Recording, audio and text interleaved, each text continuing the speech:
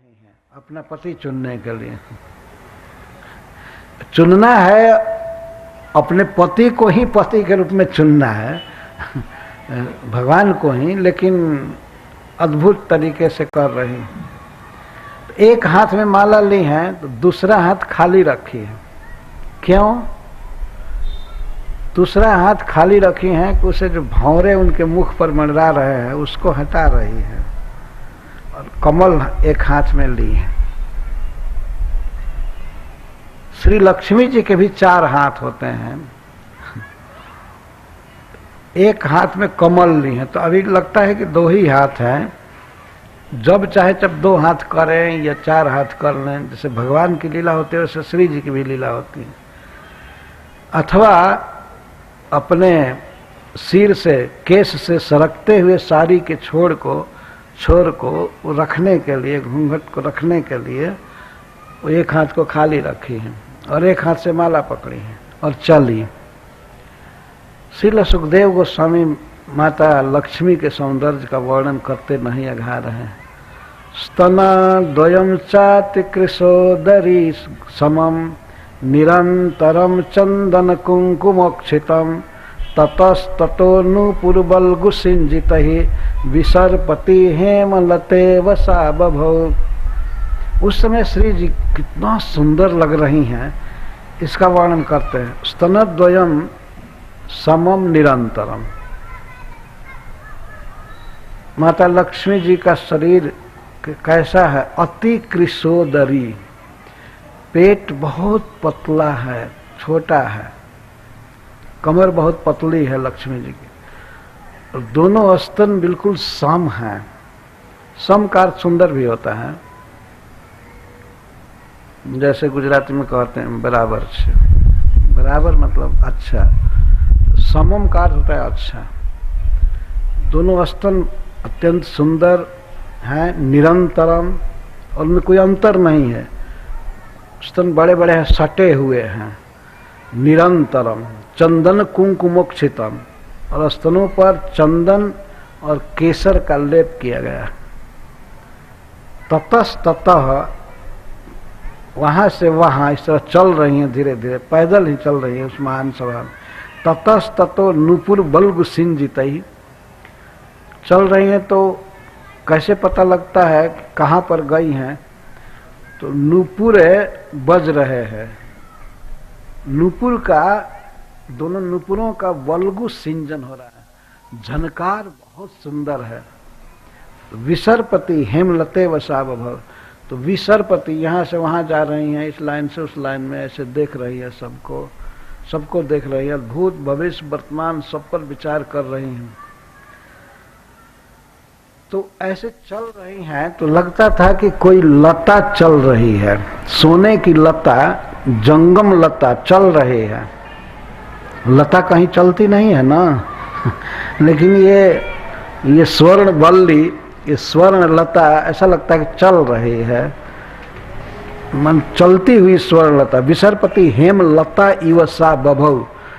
श्री जी बहुत सुंदर लग रही है, हेम लता की तरह, स्वर्ण लता की तरह।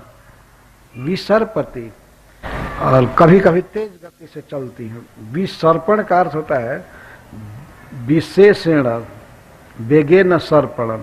बहुत लोग बैठे हैं, बहुत लोगों पर विचार करना है, ये ठीक नहीं, ये ठीक नहीं, तो कहीं कहीं वो तो सीधे चल देती हैं। इसको विसर्पण कहते हैं। विसर्पति क्या, क्यों घूम रही थी? विलोकयन्ति निर्वद्यमात्मनः पदम ध्रुवम चा व्यभिचारि सद्गुणम गंधर्व जक्षासुर सिद्ध चारण त्रैविष्ट पेया दिशुनान्व विंदत। घूम रही हैं किसके लिए?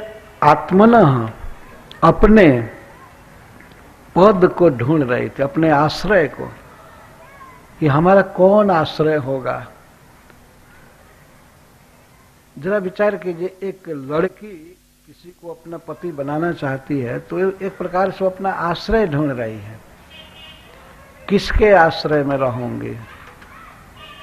कौन मेरी सारी इच्छाओं को पूरा कर सकता है, कौन सुख दे सकता है। तो कैसा आश्रय होना चाहिए लक्ष्मी जी का? निर्वध्यम। अवध्य का अर्थ होता है दोष, जो दोष संपर्क शून्य है, जिसमें कोई दोष न हो, ऐसा आश्रय चुन रही थी। वो तो उनके पति हैं ही, भगवान हैं ही आश्रय, लेकिन वे दिखा रही अपने उदाहरण से कि निर्वध्यम पदम, निर्वध्य आश्रय चाहिए जिसमें कोई दोष नहीं हो। किसी भी प्रकार के दोष की कल्पना की जाए वो दोष उसमें न हो, बिल्कुल। एक तो निर्दोष हो, दोष शून्य हो, और दूसरा ध्रुवम, और वह नित्य हो।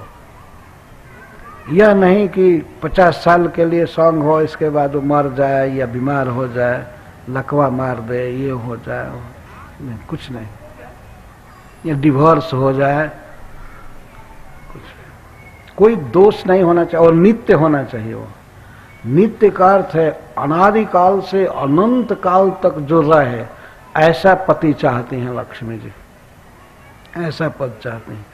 और इसके साथ ही साथ अव्यभिचारी सद्गुणम, अव्यभिचारी सद्गुणम, जिनमें समस्त सद्गुण हो, जिसमें सारे सद्गुण और सारे गुण अव्यभिचारी हो। व्यभिचार का अर्थ होता है बदल जाना। इस संसार में भी किसी किसी मनुष्य में थोड़े गुण रहता है, लेकिन बहुत कम समय के लिए, कम समय के लिए। जैसे जौवन आता है, जवानी में शरीर अच्छा लगता है, लेकिन बुढ़ापे में फिर विद्रूप हो जाता है, इसके बाद मर जाता है व्यक्ति। तो इसको व्यभिचारी गुण कहेंगे। किसी की स्मृति शक्ति, किसी में कुछ, किसी में विद्या, किसी में कुछ है, दान देने की शक्ति है, कुछ भी है, सब समय नहीं रहता है, बदल जाता है। एक दिन व्यक्ति स्पोर्ट में भाग लेता है, उछलता है, कूदता है, पर एक दिन उसका वह गुण, उसकी फुर्ती उसे बाथरूम तक भी नहीं ले जा सकती है। लाठी टेकता है, देखने की शक्ति है, ये है, लेकिन तुरंत चश्मा लेना पड़ता है। ये व्यभिचारी गुण है। व्यभिचारी का अर्थ बदल जाना, तुरंत क्षीण हो जाना, विपरीत हो जाना, नष्ट हो जाना। जैसे सवेरे का बना हुआ भोजन शाम को बासी हो जाता है, सड़ जाता है, फेंकना पड़ता है, तो उसको व्यभिचारी कहेंगे। ठीक नहीं इस तरह से। तो सारे सद्गुण हों और वे सारे सद्गुण अव्यभिचारी हो जिसमें, तो लक्ष्मी जी अपना आश्रय चाहती हैं जो निर्दोष हो, जो नित्य हो और अव्यभिचारी गुणों से युक्त हो, सद्गुणों से। ये तीन विशेषता वे चाहती थी। तो वो खोज रही थी, देख रहे थे कौन है, क्या है। देवताओं में, दैत्यों में, वहां मनुष्य नहीं बैठे थे, लेकिन सारे मनुष्यों को भी उन्होंने अपने दृष्टि में रखा। जो बीत चुके हैं अब उनमें भी दोषाविष्कार कर रही हैं, सबको शिक्षा देने के लिए, और आगे भविष्य में जो होंगे, जो नहीं हैं वहां, बैठे नहीं हैं, दूर हैं, उन सब के विषय में विचार कर रही हैं। तो गंधर्वों में, जक्षों में, असुरों में, सिद्धों में, चारणों में और देवताओं में न अनु अविंदत, किसी को नहीं देखा ऐसा कि जो इस तरह से निर्दोष हो और ध्रुव हो, नित्य हो और अव्यभिचारी गुणों से युक्त, किसी को नहीं देखा। किसी को नहीं देखा, उसी को फिर विशेष रूप से सुखदेव गोस्वामी कह रहे हैं लक्ष्मी जी के शब्दों में ही। लक्ष्मी जी सोच रही हैं, 3 श्लोक बड़े महत्वपूर्ण हैं। नूनम तपोजस्य न मन्यु निर्जयो। लक्ष्मी सोच रही, किसी किसी में तपस्या का गुण है, किसी किसी में, जैसे दुर्वासा आदि में। सोच रहे किसी किसी में थोड़ा तप है, तप की मात्रा थोड़ी ही है, थोड़ा तप है, लेकिन न मन्यु निर्जय। मन्यु मतलब क्रोध। तपस्वी है पर क्रोध को नहीं जीता है। तपस्या का गुण भी व्यर्थ हो गया, इसका अर्थ ये ऐसा नहीं है कि लक्ष्मी जी ये कह रही है कि कोई कोई तपस्वी है, एक गुण है। नहीं नहीं, वो भी नहीं है। कोई कोई तपस्वी है, जैसे दुर्वासा जी तपस्या किए, दूब खा करके रहना, कई दिन निराहार रहना, वर्षा सहना, घाम सहना, ये सब सहने में समर्थ है, परंतु न मन निर्जय, क्रोध को नहीं जीते। थोड़ी सी देर हो गई इनको खिलाने में महाराज अम्बरीश के द्वारा, तो देखिए क्रोध में पागल हो गए। किस काम की तपस्या है, बल्कि तपस्या बेकार है। तो और कोई गुण है नहीं, एक तपस्या है, तपस्या भी गायब हो गई। ऐसा व्यक्ति हमारा क्या आश्रय हो सकता है जो क्रोध नहीं जीता है, क्रोध जिसको काबू में कर लेता है, क्रोध दबा देता है। अभी शांति से बैठा है, तो शांति से बैठा है आदमी, तो इस शांति जिसकी अखंड हो, यह गुण अव्यभिचारी हो, कोई भी बात हो जाए जिसे क्रोध न आवे, वह व्यक्ति मेरा आश्रय हो सकता है। एक गुण, ऐसे अनंत गुण होना चाहिए। थोड़ी सी बात में बस क्रोध क्रोध क्रोध। दुर्वासा जी क्रोधित हुए अम्बरीश महाराज पर, जटा उखाड़ करके पटके। किस लिए? कि हमको खिलाए बिना ये कैसे जल पी लिया। वो चंद्रोदक भगवान का लेकर के पिए थे, एकादशी पूरा करने के लिए, द्वादशी व्रत पूरा करने के लिए। इतने पर गर्म हो गए। तो जो इतना जल्दी गर्म हो सकता है वो बिल्कुल बेकार आदमी है। क्रोध को नहीं जीता तो उसमें और कोई गुण नहीं। न मन निर्जयो। दुर्वासा जी के का उदाहरण श्रीपद श्रीधर स्वामी जी लिख रहे हैं। दुर्वासा प्रभृतिषु, दुर्वासा आदि, प्रभृति माने आदि होता है, इत्यादि कई उदाहरण। तो यह बहुत बड़ा दुर्गुण है क्रोध आना। क्यों क्रोध? क्रोध आने से तो अपना नुकसान होता है और दूसरे को भी भय होता है। क्रोध आ जाता है तो आदमी कहता है कभी कभी, अब हमारा दिमाग गर्म हो रहा है। अरे गर्म हो रहा है तो ठंडा रखो, बिगड़ जाएगा मशीन ना। गर्म हमारा दिमाग गर्म हो रहा है। इस तरह से मतलब वह व्यक्ति अभाव में है, कोई उसकी इच्छा पूरी नहीं हुई इसलिए क्रोध करता है। तो जो अभाव में है वो क्या किसी का आश्रय बन सकता है? तो नूनम तपो जस्य मन निर्जयो। तपस्या थोड़ी सी है लेकिन क्रोध को नहीं जीते। प्राय देखा जाता है कि तपस्या करने वाले लोग क्रोध करते ही हैं।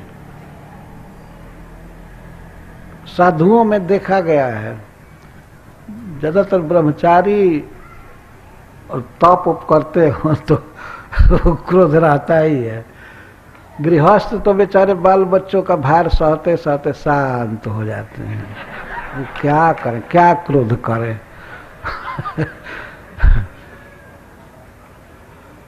तो बच्चों की मांग होती है, बच्चों का भार है और स्त्री भार, और कभी क्रोध क्या करेंगे।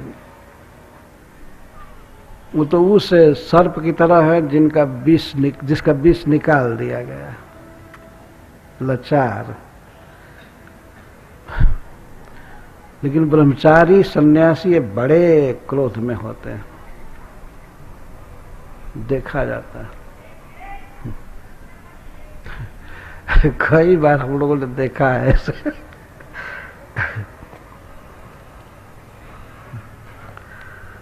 तो जिसमें तपस्या है लेकिन मनु निर्जय नहीं, क्रोध का पर जय नहीं किया, वो बेकार है। तो तपस्या भी नहीं रही। लक्ष्मी जी के कहने का मतलब है कि तपस्या भी नील हुई और गुण तो है नहीं। तपस्या एक गुण है लेकिन क्रोध करने से वो भी खत्म हो गया। दुर्वासा आदि में नूनम तपो जस्य मनु निर्जयो ज्ञानम क्वचित तच्चनसंग वर्जितम। कहीं कहीं किसी किसी में बहुत ज्ञान होता है, बहुत शास्त्रों का ज्ञान और अनेक कलाओं का ज्ञान होता है, लेकिन तच्चन संग वर्जितम, लेकिन वह ज्ञान फल के स्नेह से रहित नहीं होता। ज्ञान का फल आदमी चाहता है, हमको एक काम मिलना चाहिए, हमारा ये होना चाहिए, वो होना चाहिए। जैसे देखा गया बड़े बड़े ज्ञानी बृहस्पति जी और शुक्राचार्य, देवताओं में सबसे ज्ञानी हैं बृहस्पति जी और दैत्यों में सबसे बड़े ज्ञानी शुक्राचार्य जी। लेकिन थोड़ी थोड़ी बात से लिपटे रहते। क्या जरूरत है कि दैत्यों के पुरोहित बने उनमें? ज्ञान किस काम का? जब राय देनी होती है तो दैत्यों का पक्ष लेते, तो थोड़ा ज्ञान है उनका, वो ज्ञान भी बेकार हो गया। उनको इतना ज्ञान है मेडिकल साइंस का खास करके कि मरे हुए व्यक्ति को जिला देते हैं मृत संजीवनी विद्या से।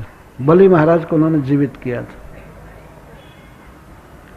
लेकिन किसको जिलाते हैं? जब असुर मारे जाते हैं तो मेडिकल हाल में भर्ती होते हैं तो उनको जीवित करते हैं। क्या ज्ञान काम करेगा? बृहस्पति जी भी इतने बड़े गुरु हैं, लेकिन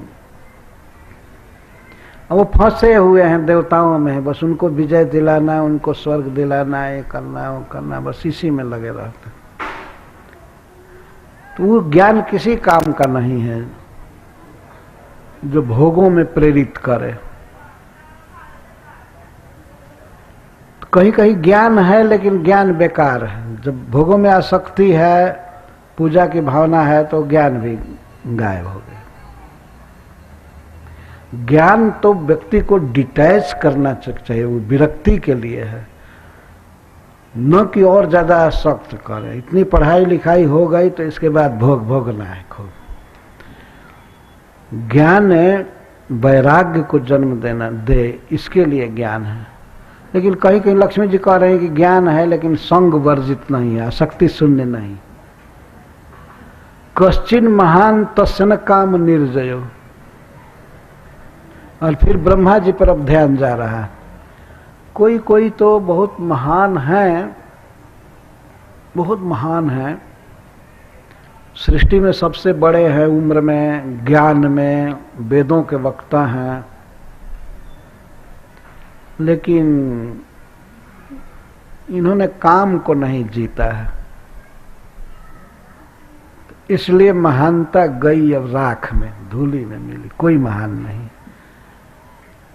ऐसा महान व्यक्ति जो अपनी पुत्री के प्रति भी आसक्त हो गया था, किसी काम का नहीं है। लक्ष्मी जी छाट रही हैं, कश्चिन महान तस्सन काम निर्जय। कोई महान है, ज्ञान में, उम्र में, पद में सबसे बड़ा है, लेकिन काम वासना को नहीं जीता, तो ये बेकार है। ऐसे सबके प्रति दृष्टि रख ले, केवल ब्रह्मा जी के प्रति नहीं। जैसे बृहस्पति जी या सोम में गुरु की पत्नी को ही रख लिए, महान है, समस्त ब्राह्मणों के और औषधियों के राजा बनाए गए। और जब राजा बने तो अपने गुरु की पत्नी को ही अपहरण कर लिए।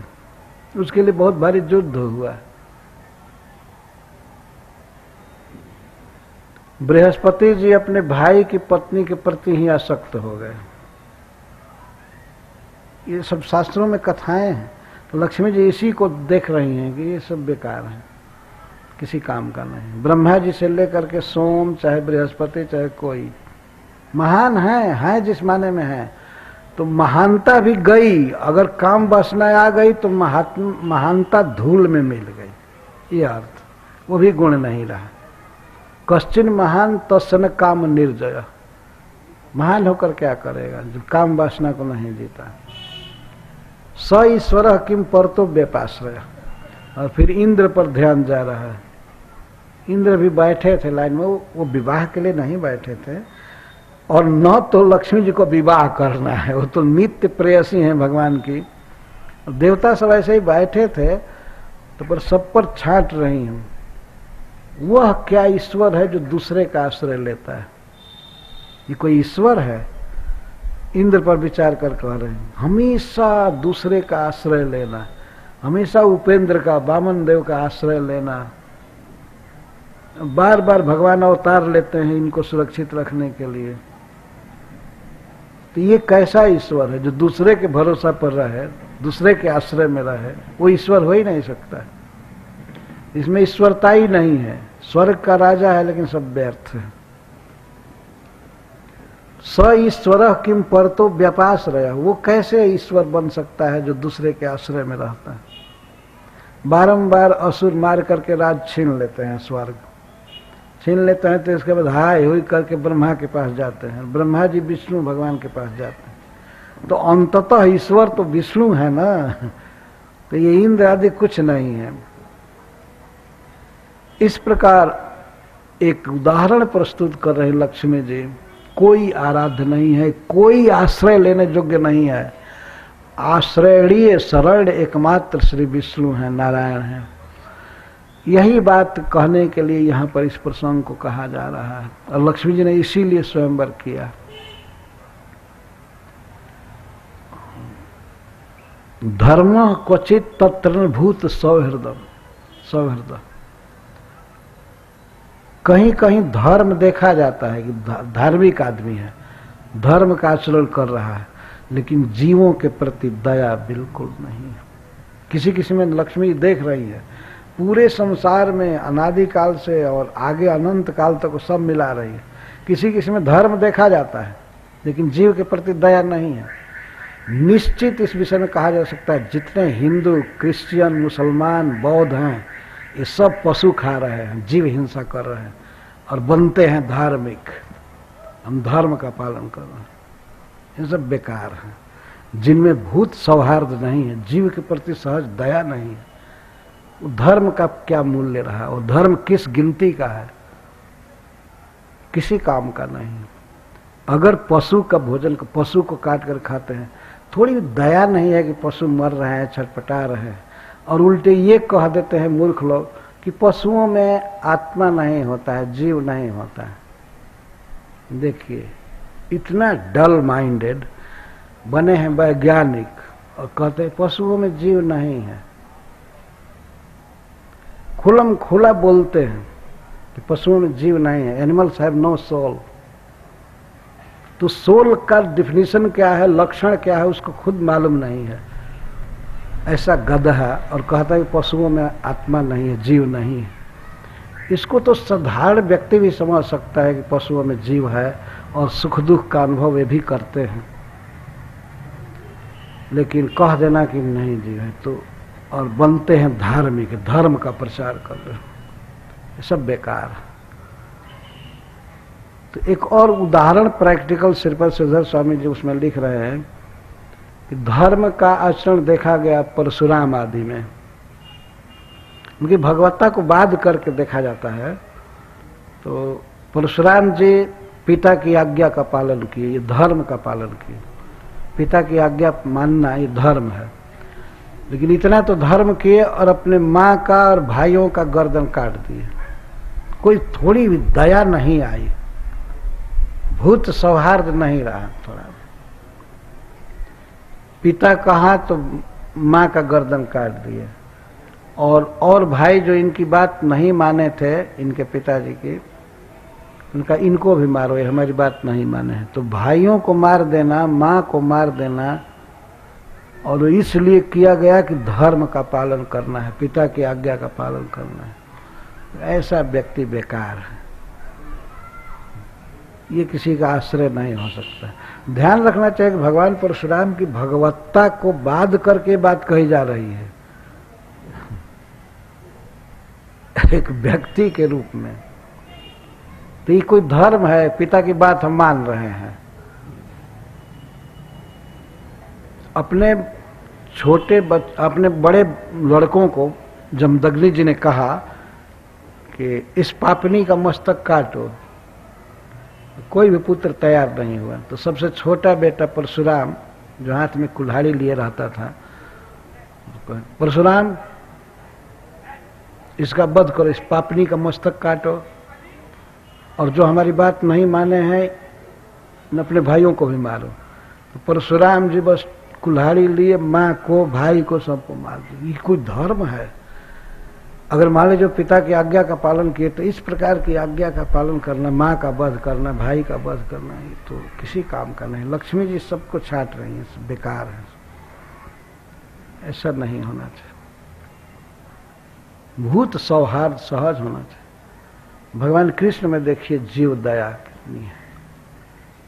उतना बेचारी आई थी, अज्ञ है, नहीं जानती है, बच्चे को मारने आई थी और स्तन में विष लगा करके आई थी, पर भगवान ने उसके उस कुत्सित शरीर को छुड़ा करके अपने दिव्य धाम में, गोलोक में अपनी मां बना लिया। इसको कहते हैं ईश्वर, भगवान। कम्बा दयालुम शरणम ब्रजेम। कौन ऐसा दयालु है? उद्धव जी कहते हैं विदुर जी से, ऐसा दयालु कौन है, मैं किसकी शरण में जाऊं? इसको दया कहते हैं। सहज दया, ये है उत्तम गुण। दया धर्म ना तन में मुखड़ा, क्या देखे दर्पण में। लोग अपना मुख ऐनक में देखते रहे। कबीरदास जी कहते क्या देख रहे हो? दया धर्म है, मुंह देखने से क्या होगा? दया धर्म ना तन में मुखड़ा, क्या देखे दर्पण में। तो श्री जी कह रही हैं कि धर्म क्वचित तत्र न भूत सौहृदम। धर्म का ठेका ले लिया है कुछ लोग, धर्म के प्रचारक हैं, लेकिन पशुओं का मांस चल रहा है, पेट में डाल रहे हैं। ऐसे लोग लक्ष्मी जी के आश्रय नहीं हो सकते। बहुत दुख भोगते हैं ऐसे लोग। लक्ष्मी जी ऐसे पर कृपा नहीं करती हैं। कुछ काल के लिए लगता है कि वे फ्लावर ईश्वर है, लेकिन अंततः घोर नरक और कई प्रकार के दुख निश्चित। धर्म क्वचित तत्र भूत सौहृदम, त्याग क्वचित तत्र मुक्ति कारणम। लक्ष्मी देख रही है किसी किसी में त्याग है, दान देने की प्रवृत्ति है। त्याग कहते हैं अन्न वस्त्र आदि को त्यागना, अपनी सुविधा का त्याग करना, त्याग है। लेकिन यह त्याग ही केवल मुक्ति नहीं दे सकता है। समान रूप से त्याग किया जाता है, जैसे शिवी महाराज ने त्याग किया। शिवी महाराज एक बाज पक्षी की भूख मिटाने के लिए अपने शरीर का मांस काट करके दिए। परंतु इस प्रकार के त्याग से मुक्ति तो नहीं मिलेगी। त्याग करना चाहिए, लेकिन त्याग के लिए जगह का चुनाव करना पड़ता है। हम कहाँ त्याग करें? हम अपने पैसे को, अपने धन को, अपने स्वजनों की शक्ति को हम कहाँ त्यागें? जहाँ त्यागने से हम भवबंधन से मुक्त होंगे, वहाँ त्यागना चाहिए।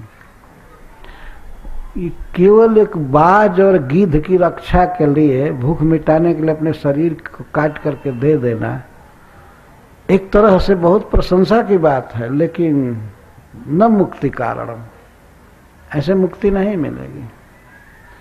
और जो संसार में सेवाएं हैं मनुष्यों की और सबकी, तो इससे मुक्ति नहीं मिलेगी। हाय अच्छा काम, लेकिन मुक्ति तो मिलेगी जब हम भगवान के प्रचार के लिए, भगवान की भक्ति में या दूसरों को भक्ति में लगाने के लिए जब अपनी धन त्यागे या अन्न त्यागे, वस्त्र त्यागे, और वह व्यक्ति यदि भगवान से जुड़ रहा है, भगवान की कथा सुनता है, भगवान का प्रसाद खाता है, या भगवान का भक्त बनता है, तब तो वो त्याग ठीक है। वो इस लोक में भी सबसे बड़ा कर्म है और इसके बाद मुक्ति निश्चित है। तो त्याग क्वचित तत्र मुक्ति कारण, कहीं कहीं त्याग देखा जाता है। अनेक लोग धन देते हैं, पैसा देते हैं, सुविधा देते हैं, लेकिन उस सुविधा से उस जीव की चेतना सुधरनी चाहिए और भगवान में लगना चाहिए। जैसे श्रीमद् भागवतम सप्ताह चल रहा है, इसमें भी धन लगता है। इसमें भी कुछ भक्तों ने त्याग किया, धन का त्याग किया, पर उनका त्यागा हुआ धन लोगों को श्रीमद् भागवतम सुनने में प्रेरित कर रहा है, सहायता दे रहा है। तो यह तो मुक्ति का कारण होगा। लेकिन ऐसे ही जहां तहां बस त्याग देना, से मुक्ति नहीं हो पाती है। शुभ कर्म है, स्वर्ग आदि मिलेगा, लेकिन भवबंधन कटना, भगवान का धाम मिलना है दूसरी बात। तो उस तरह से त्याग करना चाहिए। माता लक्ष्मी जी कहती हैं त्याग क्वचित तत्र न मुक्ति कारणम। कहीं कहीं त्याग देखा जाता है लेकिन वो मुक्ति का कारण नहीं हो पाता है। और आगे क्या है, वीरजम न पुंसो त्यजबेग निष्कृतम। और श्री जी देख रही है किसी किसी में बहुत वीर्ज है, वीरता है, बहुत बलवान है, बल है, लेकिन अजवेग निष्कृतम, काल वेग से निष्कृत नहीं, बाहर नहीं है। किसी किसी में बहुत बल है, बहुत शक्ति है, जैसे कार्तवीर्य अर्जुन। कृतवीर्य का पुत्र कार्तवीर्य हुआ, जिसका नाम था अर्जुन, कार्तवीर्य अर्जुन। उसके पास 1000 बाहें थी, सहस्र बाहु उसको कहते हैं। 500 धनुष एक बार लेकर के युद्ध करता था। रावण को जो फतिंगे की तरह पकड़ लिया था, फतिंगा देखते हैं उड़ते हुए ना, रावण 10 सिर रावण के थे, वो लड़ने गया सहस्रबाहु का नाम सुन करके। लंका से आया था जबलपुर के पास, बरिस्मतीपुर, लड़ने के लिए। तो सहस्रबाहु अर्जुन रावण को ऐसे पकड़ लिया जैसे कोई एक फतिंगे को पकड़ लेता है, एक हाथ से। इस तरह से था। सहस बाहु 10 बदन आदि नृप बचे न काल बलीते। लेकिन काल इतना बलवान है, इतना बलवान सहस्रबाहु अर्जुन था, लेकिन फिर भी अज वेग निष्कृतम। अज माने काल, काल के वेग से बाहर नहीं है, अंदर। काल समाप्त कर चला गया सहस्रबाहु अर्जुन। तो इस तरह का व्यक्ति श्री जी का आश्रय क्या हो सकता है, जिसके जीवन का कोई ठिकाना नहीं। कितना भी बलवान हो, धनी हो, कुछ भी हो, लेकिन काल सब समाप्त कर देता है, धन बल सौंदर्य आदि से। तो पुंसो बीरजम न पुंसो अस्ति अजकाल अजवेग निष्कृतम नहीं द्वितीय गुणसंग वर्जित। और द्वितीय का एक अर्थ संस्कृत में होता है वर या पति। द्वितीय जो स्त्री का आश्रय होता है, द्वितीय। तो फिर लक्ष्मी जी का ध्यान गया कि ये सनकादि ऋषि जन तो बहुत बड़े हैं, श्री नारद जी हैं, सनकादिक ऋषि हैं, ये बहुत बड़े हैं। तो ये कहती हैं गुणसंग वर्जित, ये गुणों की आसक्ति से शून्य हैं ऋषि लोग, साधु लोग। तो ये द्वितीय नहीं हो सकते, हमेशा समाधि में रहते हैं। तो वो स्त्री इनसे विवाह करके क्या करेगी, हमेशा समाधि में ही रहें, कोई जाब न करें, काम न करें, तो वो स्त्री विवाह करके मरेगी। बताइए, ऐसा फालतू आदमी जब श्री नारद जी को देखे तो समाधि में ही रहते हैं, भगवान के भजन छोड़ करके कुछ जानते नहीं।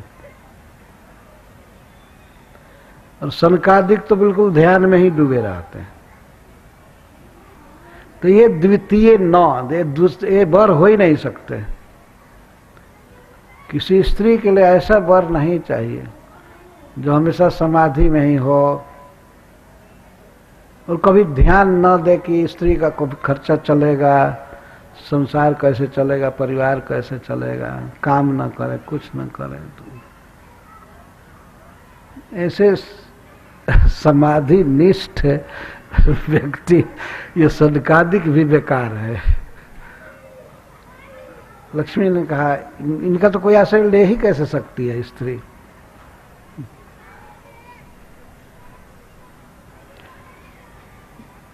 और एक और इसका अर्थ है कि नहीं द्वितीय गुण संग वर्जित। मुकुंद के अलावा कृष्ण के अलावा कोई भी प्रकृति के गुणों से मुक्त नहीं है, दूसरा कोई मुक्त नहीं। केवल मुकुंद ऐसे हैं जो प्रकृति के गुणों में, वस्तुओं पर लुब्ध नहीं है, उनको कुछ भी नहीं चाहिए, वे अपने आप में संतुष्ट हैं। ये सब विचार करती जा रही हैं। और क्वचित चिरायुर नहिशील मंगलम, किसी किसी पर दृष्टि जा रही है, चाहे मन में चाहे जहां सोच रहे हैं। कोई कोई बहुत दीर्घजीवी होते हैं, बहुत दिन जीवित रहते हैं, जैसे मार्कंडे जी। लेकिन इंद्रियों का इतना कस करके दमन किए हैं, शील और मंगल नहीं। शील का अर्थ होता है कि प्रेमी स्वभाव, और मंगल का अर्थ है कि स्त्री की आवश्यकताओं को पूरा करना। इसको शील मंगल कहा जाता है शास्त्र में। अच्छा आचरण, सुशील आचरण और मंगलमय रहना। कोई त्योहार आवे, पर्व आवे तो स्त्री को नया कपड़ा देना या आभूषण देना, या घर में कुछ अच्छा भोजन बने, अतिथि का स्वागत हो, साधु महात्माओं का स्वागत हो, फेस्टिवल हो। गृहस्थ को तो ऐसा चाहिए ना।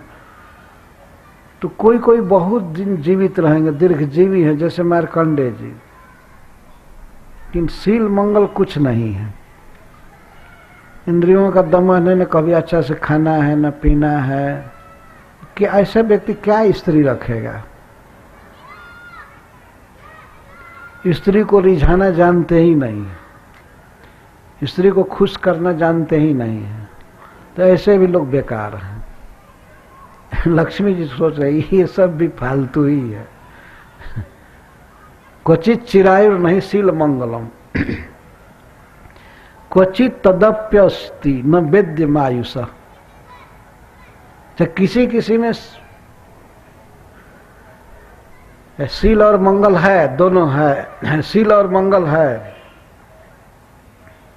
शील मंगल है, लेकिन मैंने स्त्री को रिझाना भी जानते हैं, स्त्री को रखना जानते हैं, घर को संवारना, खिलाना पिलाना, अतिथि सत्कार, फेस्टिवल आदि सब जानते हैं, लेकिन न वेद्यमायुष। जब दोष देखिए, कोई चिरायु है तो शील मंगल नहीं है, और कोई कोई में शील मंगल है तो चिरायु नहीं है। उसके न वेद्यमायुष, आयुष का कोई जानकारी मतलब ठिकाना ही नहीं है। कब मर जाएगा कोई ठिकाना। जैसे रावण और हिरण्यकश्यप, कोई ठिकाना नहीं कब मर जाएगा।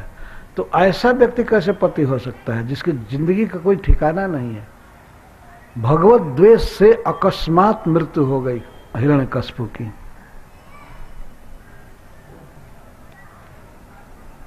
पता नहीं समुद्र मंथन से बाद होगी कि पहले हो चुकी है।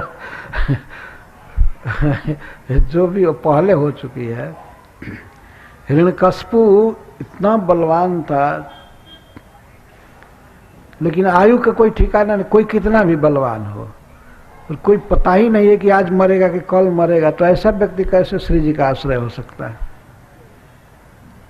या रावण, रावण शील मंगल जानता था, स्त्रियों को मनाने में एक नंबर का पटु व्यक्ति था। इसी गुमान से वो सोचा कि सीता को अपने बस में कर लूंगा।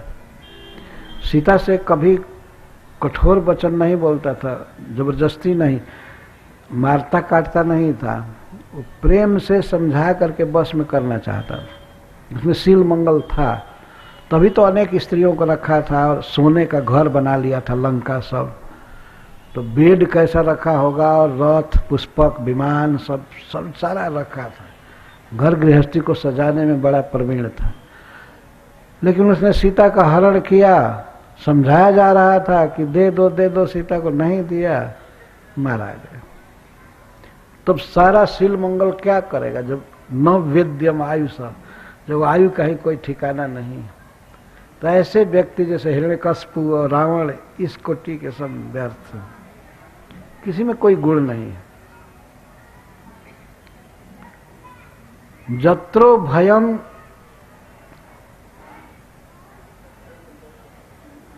क्वच जत्रो भयम कुत्रचसोप्य मंगल। अब सबके बाद छांटती हुई जा रहे हैं, छांटते छांटते अब भगवान शिव बचे। तो श्री जी कहती हैं जहां में दोनों है, शील मंगल भी है शिव जी में, शील और मंगल भी है, स्त्री से प्रेम करते हैं ये, और चिरंजीवी भी है, बहुत काल तक अमर हैं। तो शिव जी अमर भी हैं, ये उभयम दोनों है इनमें, शील मंगल भी है और चिरायु भी है, दीर्घजीवी हैं। लेकिन सो अपि अमंगल, लेकिन ये तो बिल्कुल अमंगल है, अमंगल वेशभूषा है।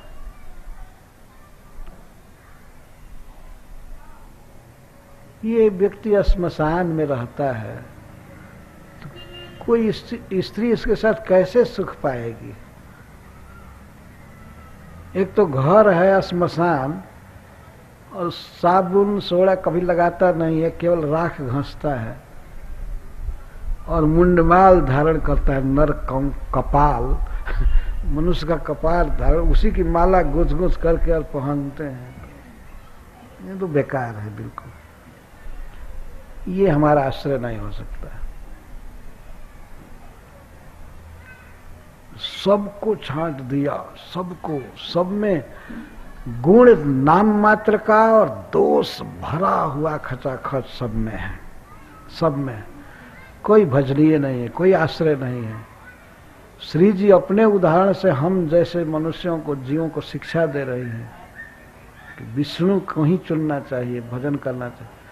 तब अंत में भगवान मुकुंद पर, विष्णु पर दृष्टि आई। सुमंगल कश्चन कांक्षते हिमा, लेकिन जो सब गुण से विभूषित है, सुमंगल है, इसमें भी एक दोष है। भगवान को कह रही हैं इनमें एक दोष है कि मुझको चाहते ही नहीं है, न कांक्षते हिमा। इसका मतलब है कि ये परिपूर्ण है, सब तरह से पूर्ण है, इनको क्या स्त्री की जरूरत। यही हमारे वर हैं, यही हमारे पति हैं, इस तरह से चुना। इस प्रकार से निर्णय करके एवं विमृश्या व्यभिचारी सद्गुणे वरम निजय का श्रयता गुणाश्रयम बब्रे वरम सर्वगुणैर अपेक्षितम रमा मुकुंदम निरपेक्ष में प्सितम। इस तरह से समस्त गुणों के द्वारा जो अपेक्षित हैं, अर्थात सारे गुण चाहते हैं कि हम विष्णु में हो जाएं, सारे गुणों के जो सागर हैं और अव्यभिचारी सद्गुणों के महासमुद्र हैं, भले अनपेक्ष हैं हमसे, हमारे तरफ इनकी दृष्टि नहीं आ रही, हमें नहीं चाहते, लेकिन फिर भी जो कुछ भी हो वे अपने आप में पूर्ण हैं, पर मैं इनकी दासी बनूंगी, यही हमारे पति हैं, हमारे सब कुछ। भले ये हमको न चाहें लेकिन मैं इनको चाहूंगी, मैं इनकी सेवा करूंगी। यही तो गुण है भगवान का। सब लक्ष्मी को चाहते थे और धन को चाहते थे, मान सम्मान क्या क्या, लेकिन भगवान अपने आप में इतना पूर्ण है कि उनको कोई जरूरत नहीं है किसी की। तो लक्ष्मी जी ने उनको चुना। किस तरह से चुना इसको बता रहे। तस्यां सदे सौसतीम नवकंज मालाम माद्यन मधु व्रत बरूथ गिरोपघोष्ठाम तस्थौ निधाय निकटे तदुरह स्वधाम सब्रीड़हास विकसन नयने न जाता। लक्ष्मी जी जो माला ली थी, नवकंज माला, नए कमलों की माला थी, उसती अत्यंत कमनीय, अत्यंत सुंदर माला, जिस पर मतवाले भंवरे गुंजार कर रहे थे, उस माला को तस अंश देशे निधाय भगवान के गले में डाला उन्होंने बरमाला, और बरमाला डाल करके निकटे भगवान के निकट खड़ी हो गई, और भगवान के उरह, भगवान के वक्षस्थल को, स्वधाम जो लक्ष्मी जी का अपना घर है, धाम है, भगवान के बाएं वक्षस्थल पर लक्ष्मी जी का आवास, उसी को देखने लगी। सबरीड़ हास विकसन नयने न जाता, नयन से उसी में चली गई, अर्थात देख रही थी कि यही मेरा स्थान है। वो तो कोई नई नहीं है भगवान के लिए, भगवान की वो नित्य प्रिया है। तो भगवान के वक्षस्थल पर देखने लगे। तो तस्याः श्रियः त्रिजगतो जनको जनन्यः वक्षो निवासमकरोत् परमं विभूतेः श्री स्वः प्रजा सकरुणेन निरीक्षणेन यत्र स्थितैर्धयत साधिपतिं स्त्रीलोकान्। जब लक्ष्मी जी देख रही थी भगवान के वक्षस्थल पर, तो श्री भगवान ने जो बोलिए लक्ष्मी नारायण भगवान की जय। तीनों जगत के पिता हैं,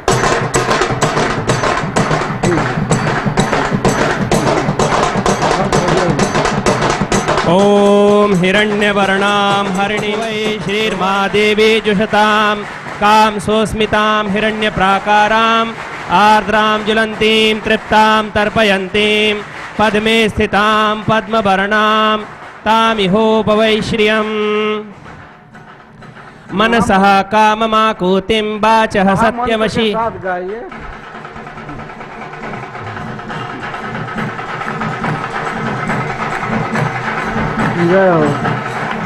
श्रीश्च ते लक्ष्मीश्च पत्न्या बहोरात्रे पार्श्वे नक्षत्राणि रूपमश्विनौ व्यात्तम् इष्णन्निखाणामुम्म इखाण सर्वलोकम् इखाण हरिः ओम।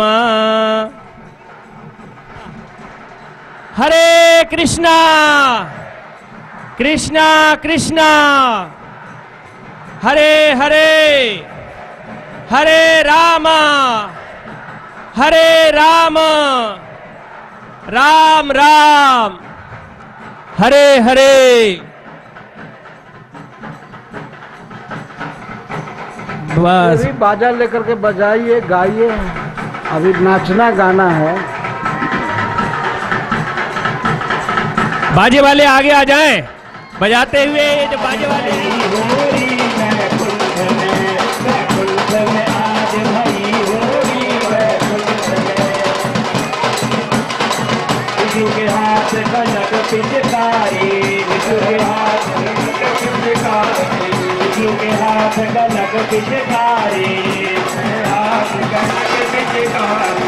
श्री जी की भीगी चोली रे बैकुंठ में आज भरी हो रही है।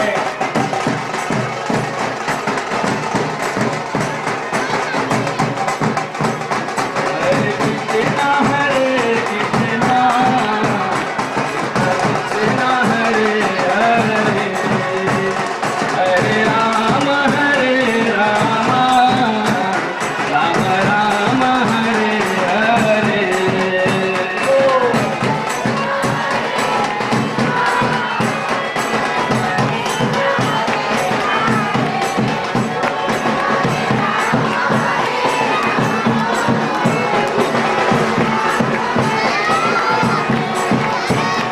हरे कृष्णा कृष्णा कृष्णा हरे हरे,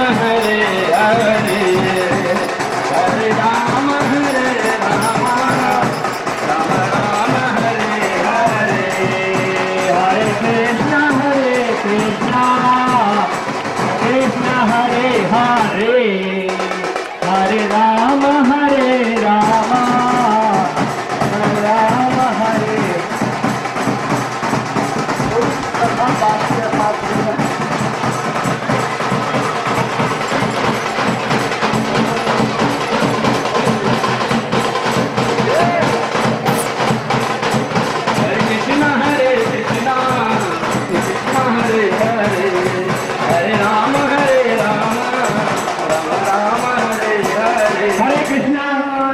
सभी से निवेदन है कृपया अपने स्थान पर बैठ जाइए। 5 मिनट अभी कथा का, अभी कथा और है।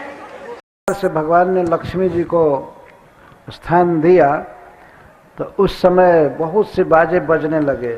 शंख तूर्ज मृदंगा नाम वादित्राणाम पृथुस्वनः देवानुगानाम स्त्रीणाम नृत्यताम गायताम अभूत।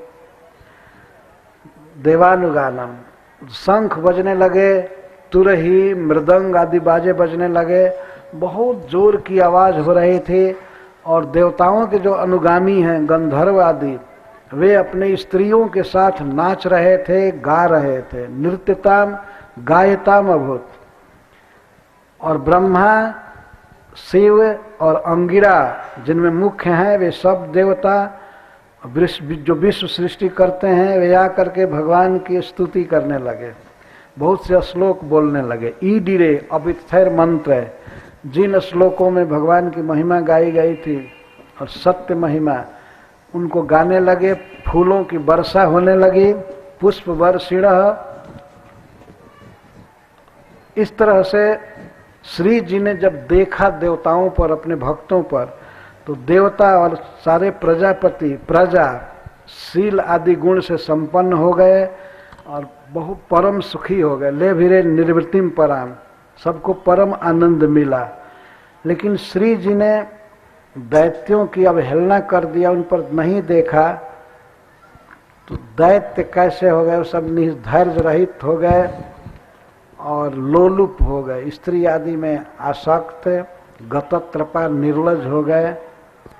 असुरों पर दृष्टिपात लक्ष्मी जी ने नहीं किया, क्योंकि असुर भगवान के सामने नहीं आते हैं, भगवान से विमुख रहते हैं, दूसरे तरफ दृष्टि रखते हैं।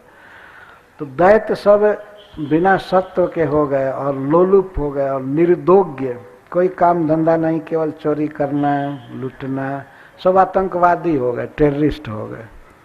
जितने असुर थे सब ऐसे हो गए। लक्ष्मी जी ने उपेक्षा कर दिया और देवता सभी अच्छे हुए, शील आदि गुण से संपन्न हो गए, सुखी हो गए। तो जो व्यक्ति भगवान के पास आता है, भगवान के श्री विग्रह का दर्शन करता है, वो ऐसा हो ही जाता है, शील आदि गुण से संपन्न होता है, सुखी होता है। तो उस समय जब लक्ष्मी जी को अपने वक्षस्थल पर स्थान दिया भगवान ने, तो देवता सब नाचने गाने लगे। तो यहाँ भी कुछ गंधर्व तैयार हैं गाने के लिए थोड़ा सुनेंगे भगवान के विषय में एक गीत, और इसके बाद अपना बाजा बजाया जाएगा। वो जो फूलों में सज रहे श्री वृंदावन बिहारी, फूलों में सज रहे हैं श्री वृंदावन बिहारी, फूलों में सज रहे हैं श्री वृंदावन बिहारी, फूलों में सज रहे हैं श्री वृंदावन बिहारी, फूलों में सज रहे हैं श्री वृंदावन बिहारी, फूलों में सज रहे हैं श्री वृंदावन बिहारी, और साथ सज रही है, हाँ, और साथ सज रही है विश्वभान की दुलारी, और साथ सज रही है विश्वभान की दुलारी, फूलों में सज रहे हैं वृंदावन बिहारी, फूलों में सज रहे हैं वृंदावन बिहारी, और साथ सज रही है विश्वभान की दुलारी, और साथ सज रही है विश्वभान की दुलारी, मुकुट सर पर रखा है किस अदा से, तेरा मुकुट सर पर रखा है किस अदा से, तेरा मुकुट सर पर रखा है किस अदा से,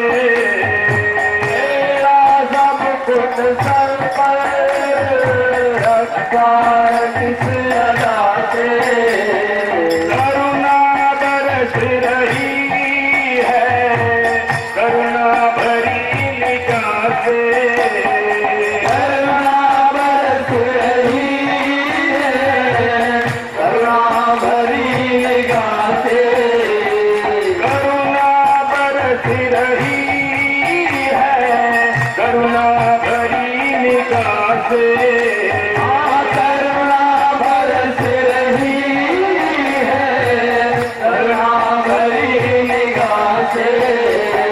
बिन मोल बिक गए, बिन मोल बिक गए, सबसे छवि निहारी, बिन मोल बिक गए, सबसे छवि निहारी।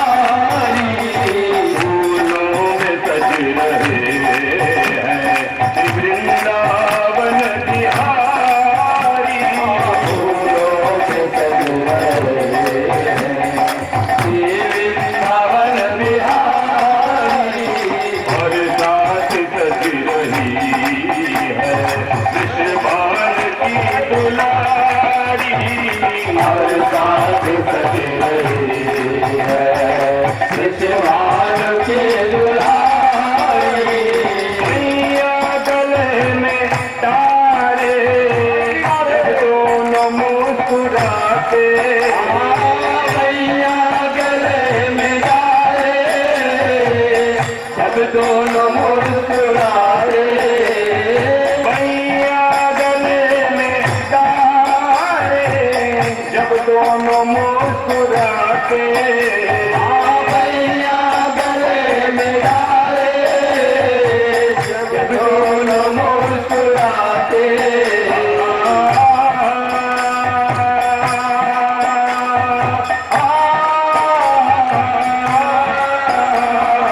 मैया गले में तारे, जब दोनों मुस्कुराते, मैया गले में तारे, जब दोनों मुस्कुराते।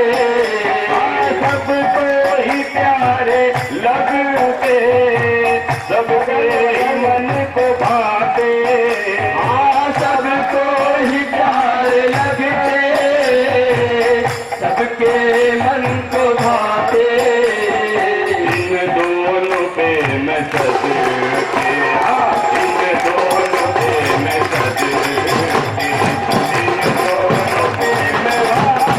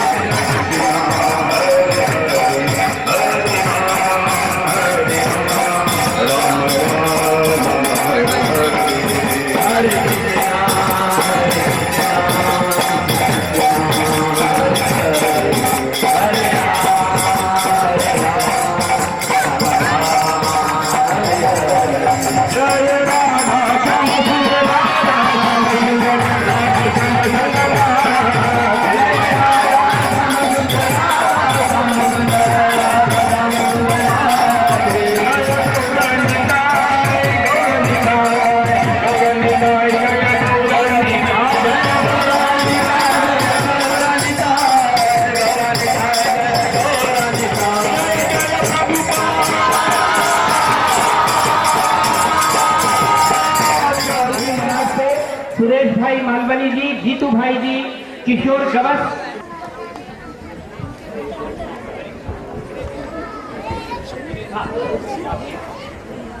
ये चाबी एक है, डबल चाबी है, जिसकी ये चाबी हो ले जाइएगा। एक मोबाइल भी खो गया। क्या का मोबाइल अगर किसी को मिल रहा हो तो कृपया मुकेश प्रभु जी को वापस करें। आ रहे धनिष्ठा माता जी, दिलीप प्रभु जी,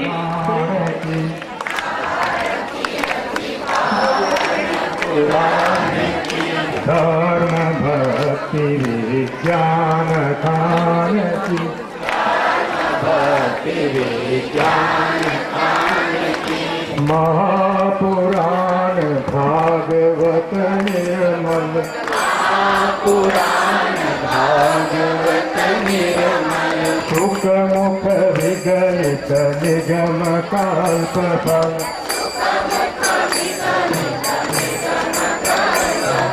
परमानंद सुधार समय कम, आनंद सुधार समय लीला रति रस रस निधान की, लीला रति रस रस निधान की, भारती अति पावन पुराण की, भारती अति पावन पुराण की, कलिमल मथन की ताप निवारे, कलिमल मथन की ताप निवारे,